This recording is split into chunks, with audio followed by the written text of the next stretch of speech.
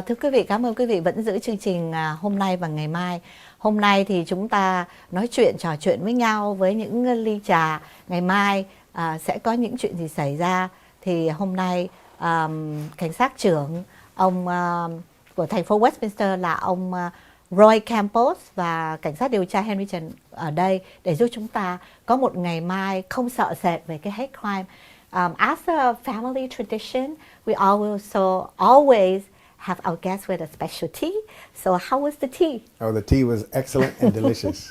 Vâng, thưa quý vị, trong gia đình Thanh Hương thì mỗi lần mà có khách quý tới thì lúc nào ông cụ cũng mang những cái trà nào ngon nhất ra để mời khách. Thì hôm nay chúng ta uống một cái loại trà gọi là trà xả với lại gừng rất là thơm ngon. Thì xin mời ông một ly nữa. Thank you. One more, and we'll be more relaxed with this very hate crime thing. It just drives everybody very intense. Thưa quý vị, nói đến khi mà chúng ta bốc phone lên, chúng ta gọi cảnh sát đó, nhiều khi Thanh Hương cũng rất là sợ. Vì đối với Thanh Hương lúc nào cảnh sát nhìn cũng rất là dữ dằn, nhìn rất là khó để chúng ta tới. I was just telling the audience that I'm very afraid of the police officers. Some of them looks very arrogant, some of them looks really mean, and some of them don't even speak Vietnamese, so it's afraid to approach them. How would you overcome all that for the people to not afraid of the police officer? Right. Well, I think it starts with being a human being. As a human being, that's what I'm afraid. And it has to work both ways to be the most effective. The police, we can do our job. We can improve by when we're in uniform and we're out in public, we can extend a fist bump, a nod, and say hello to someone without even them saying hello first. And I think if we extend our hand, that we can come across as more friendly and more approachable. We can improve that. And I would encourage our citizenry, our Vietnamese community, and in fact our entire community to know that we officers, we are human beings as well. But sometimes the ability to make that connection, it gets lost. So if both of us, the community and the police, can reach out a hand, it can help tremendously. That builds trust. But why does the police officer always look so, serious? Is that how they're supposed to look? So yeah, well, you know what? There's also personalities involved. Being a human being, everybody has a different personality. They used to tell me over the years, in my 44 years, "Hey, Officer Campos, how come you're always smiling?" Well, it's just that's my personality. My parents taught me that. But another officer, if he doesn't smile, he could have a good heart, just like me. It's just that that's not his personality, is to smile all the time. But he or she, that officer, can have a good heart still. But that's why we need to reach out to each other to say hello. I see. But as a police officer, don't you get trained to be friendly, to be smiling instead of being so like this all the time? Yeah, but you're not alone, Terry. That is the perception of police around the world. I have traveled some, and I've spoken to police officers in Barcelona, in Venice, in London, and unfortunately, I think it's because the nature of our job. Sometimes the police, we can be focused, and people maybe don't know we're doing something, but we're focused on it, and we don't have the opportunity to say hello like we're in a parade or something. Not But like we Miss can. America way. Right. Okay. Thanh Hương hỏi ông là đối với cảnh sát đó, nhìn rất là dữ dằn, nhìn rất là sợ để chúng ta tới gần và chúng ta gọi. Thì ông nói là cả hai bên chúng ta đều là con người hết, ai cũng có những cái cá tính riêng. Nhưng mà nếu mà mọi người làm việc chung với nhau, mọi người tới trước, người này nhìn nhau cười thì nó sẽ đỡ đi. Thì Thanh Hương hỏi ông là tại sao người cảnh sát không có cười nhiều hay là lúc nào cũng phải nhìn dữ dằn để làm một người cảnh sát viên, thì ông nói là nhiều khi họ bận, họ đang suy nghĩ, họ đang focus vào một cái chuyện gì đó, chứ không phải là họ cố ý mà họ dữ dằn hoặc là nhìn khó chịu để cho mình muốn tới để gặp. Thì Thanh Hương muốn hỏi ông một cái cuối cùng á, về cái hate crime á, là lý do tại sao nạn nhân phải báo cáo ngay khi mà họ bị hành hung về những cái tội thù hận kỳ thị chủng tộc. Why is it so important? Okay, and the reason why some victim is not reportingly right away. What's the reason? As a police officer and a chief, do you know what's the reason? Well, there's never one reason. There could be many reasons. Number one, a person, a victim of a crime, a victim of a hate crime, they may not know how to report it. They may be intimidated by the system.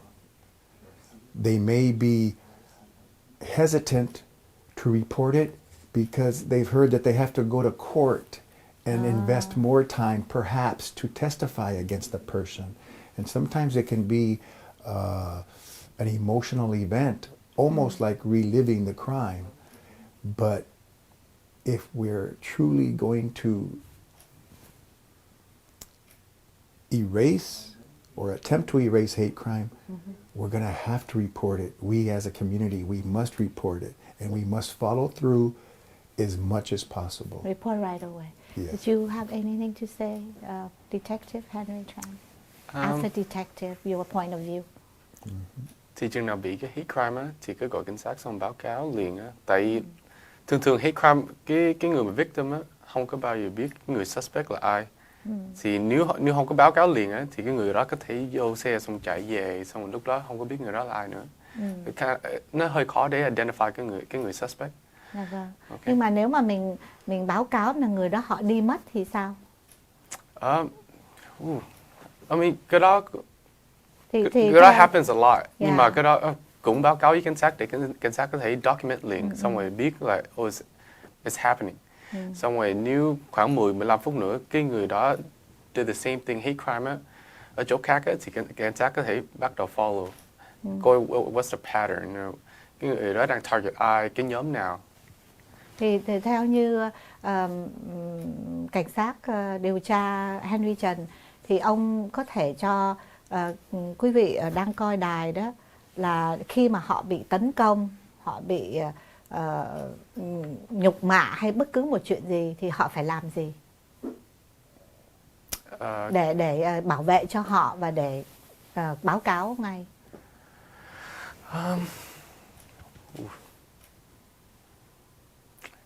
It's kind of hard to answer. Well, I'm asking Cái đó là him khó. if you were the victim and you got attacked or you been threatened thing, what should you do when you're alone? How to prevent it and how to report it, or if you are standby, then what can you do to help? Well, you mentioned a couple different situations, but if a person is by themselves, maybe we can back up, and if someone needs to go out, maybe if possible to go with someone else. But keep in mind, it's not only the crime that hurts us as a community, it's the fear of the crime. And sometimes that is even more damaging because that's having to live with an emotion that is unfair. Why should an Asian American or a Pacific Islander or a black person or a woman, why should they have to bear the fear? And that's why it's not right. And so that's why when it does occur, we've got to report it because we want to catch the individual responsible for that. Should they take their phone out and start recording, take pictures, or? Yeah. They can do that. They can do that. The number one is to protect oneself. And in whichever way possible, if we have to if we have to run away, we can. If we can run into a business and say help, help, or ask anybody for help, that's okay to do that. And then it's up to us as a community and family members. Family members can talk about it beforehand and how to look for help. Just the way the police department, we talk about things beforehand and how we're going to handle it. So I think both of us can learn from discussing it beforehand, because maybe we can have a plan that's better if something bad does happen. I see. Ok, thì ông nói là khi mà chúng ta bị tấn công hay là chúng ta bị đánh hay chúng ta bị một cái gì đó thì chúng ta phải gọi điện thoại ngay, có thể thâu hoặc là la lên hoặc là nhờ bất cứ người nào giúp chúng ta. Thì ông nói là cái mà nó quan trọng nhất ở đây là cái sự sợ hãi là mình bị đánh, mình là tội phạm, thì bất cứ một người nào đó trong cộng đồng mà người Á Châu, người Mỹ, da đen hay bất cứ một cái chủng tộc mà chúng ta không cần phải sợ nữa. Thành ra quý vị nhớ, có những chuyện gì chúng ta có cell phone, nhớ là gọi để được báo cáo ngay cho cảnh sát. Well, we don't have much time left. We thank you so much for being here on our show today, tomorrow. And we wish today the tea will help you relax. And then tomorrow you will be our chief, maybe, even though you retire. Yeah. Thank you very much, Terry. Thank you. And thank you for being here with us. Of course, thank you. Nước khử trùng với sức mạnh thiên nhiên chỉ có nước, muối, giấm và điện tạo ra một dung dịch khử trùng mạnh hơn bleach 100 lần mà quý vị không cần đeo găng tay, không mùi hôi, và đặc biệt nhất chúng ta có thể sản xuất ngay tại nhà. Diệt 99.999 các vi trùng, vi khuẩn, virus của gia đình COVID-19 đã được chứng nhận an toàn sử dụng cho người và súc vật bởi EPA và CDC. Hãy dùng nước khử trùng với sức mạnh thiên nhiên cho căn nhà của bạn sạch và an toàn hơn. Gọi ngay mua lẻ lẻ.com 714 418 2243 418 2243. Thương nhau múc chén chè xanh, làm tô mì Quảng em mời chị ăn liền. Phở Quyên 714 896 0928 896 0928. Mời quý vị đến thưởng thức ngay tô mì Quảng Phan Thiết tại Phở Quyên.